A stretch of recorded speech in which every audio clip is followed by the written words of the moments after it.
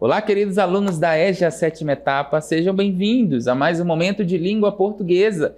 Eu sou o professor Rodrigo Ribeiro, ministrante deste componente. A sala de número 12 tem como objeto de conhecimento estratégias de escrita, textualização, revisão e edição. E o detalhamento, estratégias de escrita em diferentes modos de divulgação de pesquisas realizadas, planejamento, produção e revisão do texto, certo? Então, vamos à nossa aula.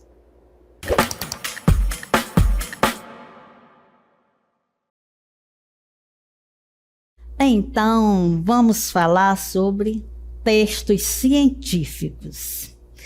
Para começarmos, a gente vai jogar alguns questionamentos para você refletir. Mas não se preocupe que durante a aula teremos todas essas respostas. Mas vamos perguntar o que é ciência para você? O que é divulgação? Como a população é informada sobre o desenvolvimento das ciências? O que é divulgação científica? Temos mais algumas questões, né? Isso aqui é só para você ir pensando, tá? Como e onde buscar informações sobre estudos científicos? Será que inovações ou descoberta das ciências afetam o nosso cotidiano? O que é que vocês acham? Então, a gente vai observar, né, durante toda a aula alguns textos, algumas plataformas, alguns sites que apresentam esses textos científicos e ali também estão divulgando. Então, a gente vai, né, agora verificar uma revista onde vai falar sobre as vacinas. Então, aqui, nesse texto científico, a gente encontra, né, na revista chamada Revista Arco, e veja que fala-se sobre a revista, fala com a redação, edições impressas. E no início, né, vem o título: vacinas podem oferecer riscos à saúde? Será que isso é um texto científico? Claro que é. Quando se fala em vacina, né, não vai ser escrito um texto sem ter sido comprovado cientificamente. Fala-se muito que essa vacina é um risco à saúde. Então, postagens que afirmam que imunizantes são maléficos para a saúde humana não têm embasamento científico. A gente ouviu muito se falar, na época da pandemia, né, que as vacinas, né, não tinha sido bem estudada, fazia mal para a saúde, mas nesse texto aqui, que tem base científica, né, que foi estudado, se comprovou cientificamente que a vacina, né, ela não tem riscos à saúde, diz que, conforme essas falácias, né, não tem embasamento. Por quê? Não foi identificado cientificamente. Então, nesses tipos de texto, veja que nós temos a data da publicação, né, se ele foi atualizado, como a gente vai mostrar aqui a data da atualização. Então, temos todos os textos, como que acontece, né, quem escreveu, né, o texto, que isso é muito importante. Como descobrir quando não é aconselhável tomar alguma vacina, né, mais algumas informações. Então, vamos lá para o final. A importância coletiva da vacinação. E o veredito final, que diz: improvável, não há comprovação científica de que as vacinas apresentam riscos à saúde das pessoas, exceto em casos raros, quando há contraindicações, né? Claro que pode acontecer um ou outro que não vai poder tomar. E o expediente aqui, gente, comprova, né, que foi feito um trabalho em equipe e apresenta todos que estão envolvidos nesse processo, né, desse texto. Então, um texto confiável, a gente pode buscar, né, lá nas informações, no site, que é um site confiável. Aí sim eu posso garantir que essa informação, dependendo do site, eu não estou garantindo isso, eu estou dizendo que quando se tem uma informação que foi confirmada, foi estudada e tem um site que você possa confiar, aí sim, né? Você sabe que a informação você pode aceitar, né, como verdadeira, tá, ok? Então, nem todas as informações a gente sabe, né, que são verdadeiras, não são, né? Algumas são falsas. Mas, quando é um texto científico que se conhece o pesquisador, ou se conhece o site que está sendo publicado, a gente pode confiar.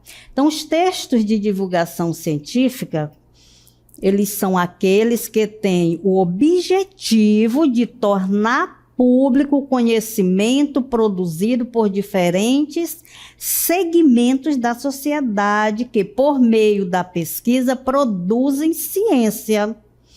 Então, os textos de divulgação científica, eles são voltados para um determinado público, né? E o seu propósito primordial consiste em transmitir à população um saber necessário para que possa compreender o mundo em que está inserido e para ajudá-la a tomar decisões. Então, o propósito qual é? É mostrar, né? Quando se estuda determinado assunto, se quer mostrar para a população, né, o resultado dessa pesquisa. Agora vai depender do segmento, né? Eu posso fazer pesquisa que está direcionada para saúde, né? Pesquisa direcionada à linguagem, também pode se pesquisar, né, como as pessoas falam, pesquisar sobre determinado remédio, sobre plantas medicinais, para comprovar, porque a gente sabe, né, a experiência popular diz que determinado remédio é bom para a febre, né, é bom para o estômago, mas alguns não são comprovados cientificamente, né? Isso aqui os nossos antepassados, né, mostram, né, para a gente, e a gente acredita pela experiência deles, mas tem comprovação científica? Não. Alguns estudiosos se propõem a estudar, né, sobre determinada planta, aí sim, chega a uma conclusão, aí nós podemos dizer que foi comprovado cientificamente. Então, vamos mostrar mais um texto aqui, né, um texto científico, que tem como título: Novos achados confirmam que impacto de objeto extraterrestre gerou a cratera de Colônia. É claro que para, né, se produzir um texto deste nível, existem pessoas que vão lá filmar, verificar, que estudam. Então, temos aqui o subtítulo, né, que foram descobertas esférulas nos sedimentos presentes no interior da cratera, em profundidade de 180 a 224 metros. Sua forma sugere que as rochas locais foram pulverizadas, nebulizadas e lançadas para o alto devido à colisão. Então, a gente sabe que não é de qualquer jeito que é produzido um texto desse, né? O pesquisador, com certeza, né, verificou a situação da cratera para poder mostrar para a população algumas informações sobre elas. Então, a gente apresentou para vocês alguns formatos, né, dos textos científicos, e podemos considerar textos científicos aqueles que são estudados comprovados, tá? Analisados e comprovados cientificamente, por isso que chamamos textos científicos. E assim como todos os textos, né, também têm suas características. E quais são essas características? São apresentados com uma linguagem clara, objetiva e impessoal de acordo com as normas da língua. É uma linguagem simples, mas não é feito de qualquer jeito. A linguagem clara, objetiva, é que para o público, de modo geral, tem acesso. E não só as pessoas, né, daquele segmento. Por exemplo, geógrafos vão escrever, eles vão utilizar a linguagem do geógrafo, mas nós, né, que somos de outras áreas, não iremos entender algumas expressões, né? Porque eles têm as expressões específicas deles. Aí se usa nessa linguagem mais clara e objetiva, conforme a norma culta da língua, para que as outras pessoas entendam. E impessoal, gente, em textos científicos, nós não podemos introduzir, né, as nossas impressões pessoais. Quando se fala de impessoalidade, é porque a minha opinião, a sua opinião, a opinião do pesquisador não é válida ali, tá? Então, é pessoal quando trata do eu, nós. Mas quando diz impessoal é porque não cabe ali naquele tipo de texto.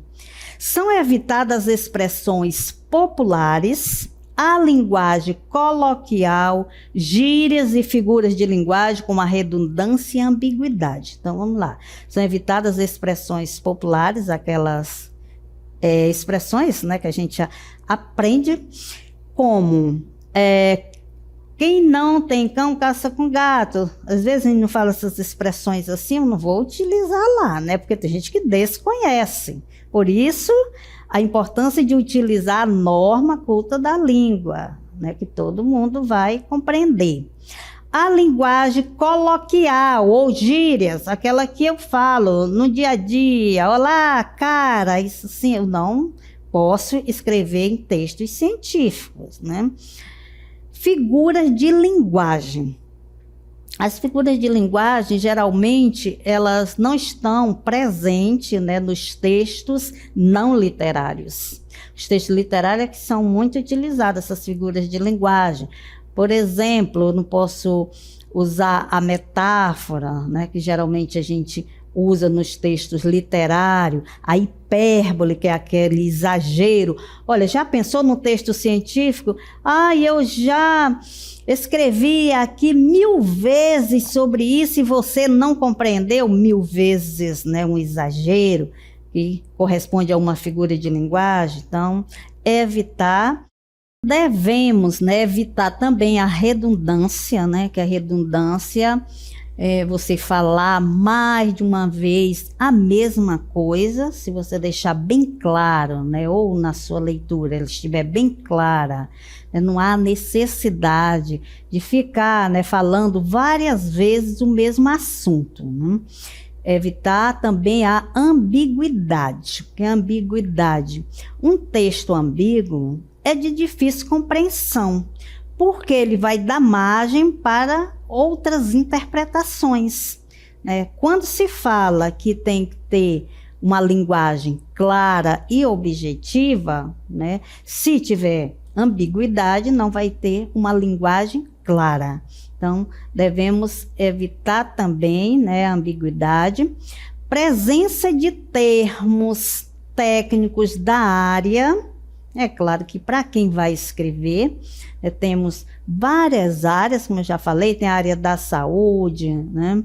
A área da educação. Então, cada área tem seu modo de expressar, né? Tem a sua linguagem específica daquele público-alvo. Mas, quando se trata de um texto que é de grande importância para toda a população, tem que ser evitado esses termos técnicos, porque senão, né, a população, de modo geral, não vai compreender. Eles são escritos por pesquisadores e especialistas no assunto dedicados ao ramo da ciência por meio de métodos científicos. Então, não são escritos de forma aleatória, né? E nem por qualquer pessoa, é escrito por quem, né?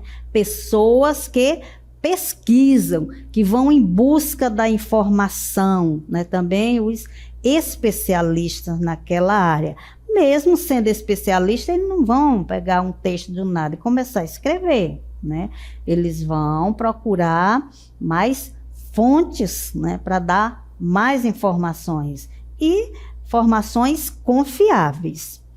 Os suportes mais utilizados para a divulgação desse tipo de texto são as revistas, os jornais científicos, livros, plataformas de divulgação científica, televisão, internet, né? Principalmente na internet hoje, nas redes sociais, né? Tem uma divulgação bem ampla e eficaz.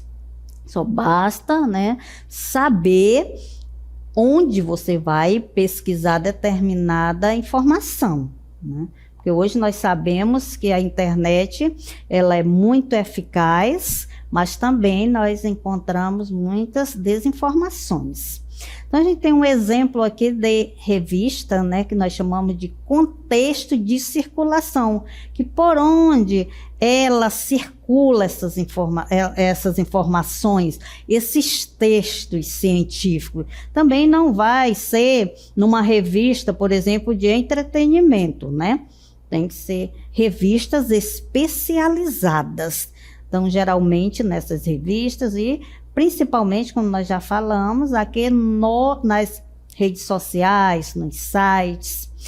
Então, contexto de circulação. Uma das condições para promover a popularização da ciência, né, é fazer com que ela deixe de circular somente em publicações voltadas para os cientistas, né? Então, não é interessante que só os cientistas, só quem pesquisa tenha acesso a essas informações. Então, por essa razão, jornais de grande alcance começaram a abrir espaço para os textos de divulgação científica. Surgiram também algumas revistas voltadas especificamente para este fim, como a Ciência Hoje, Scientific, né? Para este fim, como a Ciência Hoje, Scientific, American, Brasil, Galileu, super interessante. Então, são várias, né, revistas que são especializadas para receber este tipo de texto, né? Como eu já falei, não vai ser qualquer uma revista ou qualquer livro, né, que você vai encontrar, que vai ter, né, os meios de circulações corretos para este tipo de informação. Os leitores dos textos de divulgação científica. Será? Quem são esses leitores? Será que todas as pessoas estão interessadas por esse tipo de texto? Então, quem procura os textos de divulgação científica é o leitor de jornais e revistas, que já gostam, né, já são interessados por esse tipo de assunto. Seu grau de conhecimento sobre as questões abordadas vai variar bastante, porque esse é um público heterogêneo, né, diversificado, que pode incluir desde crianças até adultos com formação universitária. Mas a gente vê que, principalmente, né, os universitários, às vezes eles gostam de pesquisar dependendo do que ele está fazendo, né, da área também que ele escolheu. Tem muita gente que vai se interessar para o assunto porque ele está estudando sobre aquilo. As demais pessoas, a não ser que queira, né, saber principalmente, né, sobre uma vacina, um remédio, né, e outras situações aí que seja do interesse dele naquele momento. Também tem a estrutura, né, desse tipo de texto. O texto de divulgação científica não apresenta estrutura fixa, mas costuma trazer uma introdução mais geral, destinada a capturar a atenção do leitor para a questão científica a ser abordada. Aí a gente vê aqui, veja aqui, nem todos os textos, né, eles são da mesma forma. Eles não vão apresentar uma estrutura fixa, assim como, vamos dizer, o poema, né? Tem uma estrutura fixa. Por que você sabe que é o poema? Porque vai ser em versos, né? Então, já tem uma estrutura. Mas o texto científico, nem sempre ele vem com essa estrutura. Muitas revistas, elas já trazem assim, o título, né? Bem lá, o maior, dependendo do nível do assunto, né? Esse assunto é interessante, vai chamar a atenção, por exemplo, dos jovens. Então, ele tem que ir com a letra bem maior lá, já para chamar a atenção, como mostra aqui esse título nesta revista. Vamos verificar. Então, nós podemos notar aqui na estrutura, né, desta revista, como ela vem. Veja que tem uma informação, como vencer a procrastinação. Gente, vocês não acham que é um assunto bem interessante? Claro que é. Procrastinar é quando você, né, vai deixando o que você tem que fazer para depois. Aí temos um bilhetinho aqui, isso vai chamar atenção demais, que diz: não deu para terminar a capa a tempo, foi mal. Aí a pessoa assina. Então, ele devia ter terminado essa situação e não terminou, né? Porque foi deixando, daqui a pouco eu faço, daqui a pouco eu faço. Então, procrastinação, isso aí é um título muito interessante, principalmente para os jovens. Acredito que quando aparecer uma revista com esse título aí chamando a atenção, todo mundo vai querer, né, ler sobre, porque o que é que eu posso fazer para acabar com isso? Porque quem nunca procrastinou, né? Quem nunca deixou para depois para fazer uma atividade?